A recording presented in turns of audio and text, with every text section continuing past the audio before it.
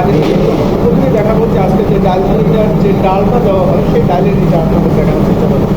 দর্শক আপনারা দেখতে পাচ্ছেন যে এই ডালটা মূলত মসুরি ডাল এবং কিছু মুগ ডাল একসাথে করে তারপরে সেদ্ধ করা হয়। সেদ্ধ করে যে মূলত পানি ডালের মতনই যে এটা করা হয় ওই রকমই ঠিক করা হয়, তাই এর ভিতরে শুকনো করা হয়। শুকনো করে তারপরে কিছু মরিচ, পেস্ট, লবণ যা যা আছে মূলত পরিমাণ মতো দেওয়া হয়, লবণ সহ।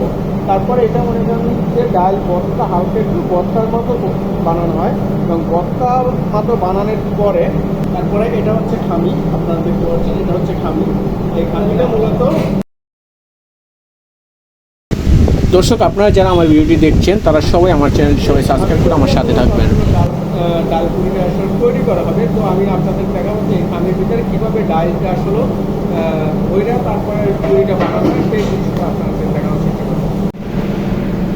দর্শক, আমি যে বিষয়টা আপনাদেরকে এখন দেখাতে চেয়েছিলাম যে পুরীর আসলে খামির ভিতরে কিভাবে আসলে ডালটা ভরা হয় এবং ভরে কিভাবে আটকানো হয় সেই দৃশ্যটা আপনাদেরকে এখন আমি দেখানোর চেষ্টা করতেছি। আপনারা দেখুন যে এখান থেকে খামি নেওয়া হয়, তারপর খামিটা কিন্তু একটু পেঁচিয়ে তারপরে বড় করে এক জায়গাটা ঢালা করে কিন্তু অল্প কিছু ডাল তারপরে ভরে মুখটা ঠিক মতো সুন্দর করে আটকায় কিন্তু এখানে সুন্দর করে রাখা হয়েছে, আপনারা দেখতে পাচ্ছেন।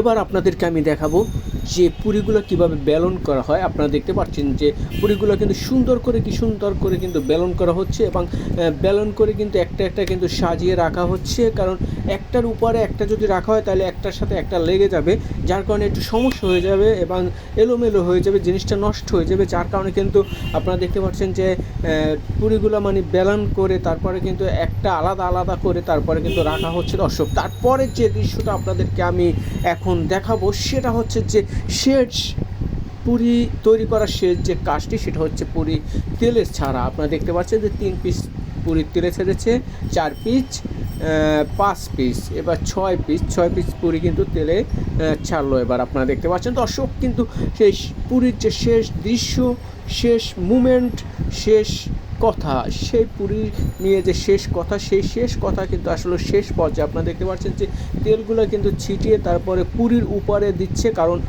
তেলগুলো গরম তেলটা ছিটিয়ে যদি পুরীর উপরে দেয় তাহলে কিন্তু পুরিটা আসলে ফুলে যায়, টুপির মতো ফুলে যায়। সেই টুপির মতো ফুলানোর জন্যই কিন্তু আসলে তেলগুলো ছিটিয়ে দিচ্ছে এবং পুরিগুলো যদি আসলে ফুলে যায় টুপির মতো তাহলে খাওয়ার জন্য একটা আলাদা একটা টেস্ট পাওয়া যায়, নরম হয় এবং তুলতুলে হয়, যার কারণে খেতে অনেক মজা হয়।